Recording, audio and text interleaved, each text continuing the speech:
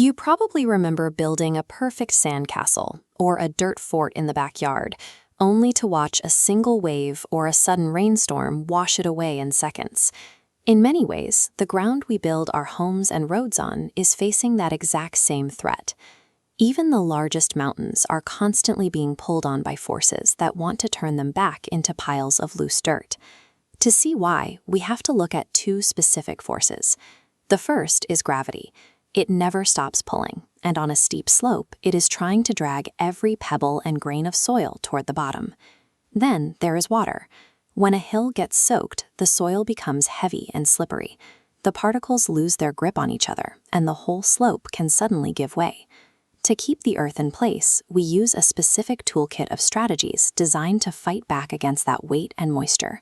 One approach relies on heavy engineering to physically block the ground from moving. At the base of a slope, engineers often build retaining walls. These act like a sturdy backrest for a chair, giving the heavy soil a solid surface to lean against so it cannot slide forward. For rocky cliffs, they use steel wire nets.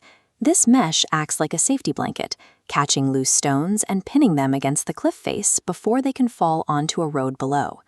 But the biggest problem is often hidden deep inside the hill.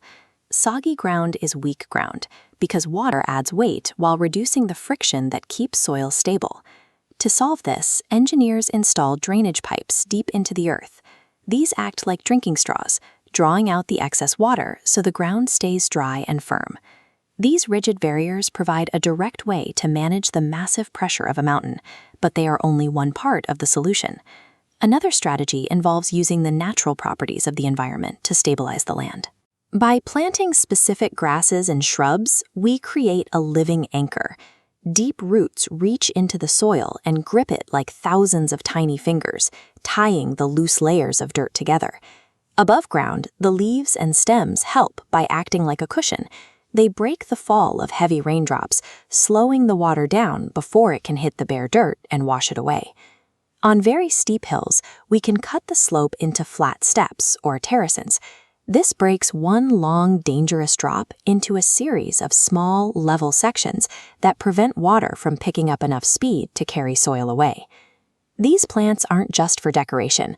They form an internal skeleton that makes the entire hillside stronger from the inside out. At the coastline, we face a different problem. When a wave hits a flat concrete wall, the energy bounces straight back. This creates a churning effect that carves out the sand at the bottom of the wall, eventually causing the beach to disappear. For a long time, the only answer was to pile up millions of tons of heavy concrete blocks to break the force of the ocean. Now, many coastal projects are using living shorelines that use the ocean's own systems for protection. Oyster reefs are a great example. Instead of bouncing waves back, the bumpy, uneven surface of the reef absorbs and breaks up the water's energy. These reefs also help the wider environment. A single oyster can filter 50 gallons of water every day, which helps keep the entire ecosystem healthy. Near the shore, mangrove trees use a web of arched roots to act as a shield. These roots stand directly in the water, trapping sand and slowing down storm surges before they reach the land. Because these defenses are alive, they can heal themselves after a storm and even grow taller as sea levels rise, adapting to the environment in a way a concrete wall never could.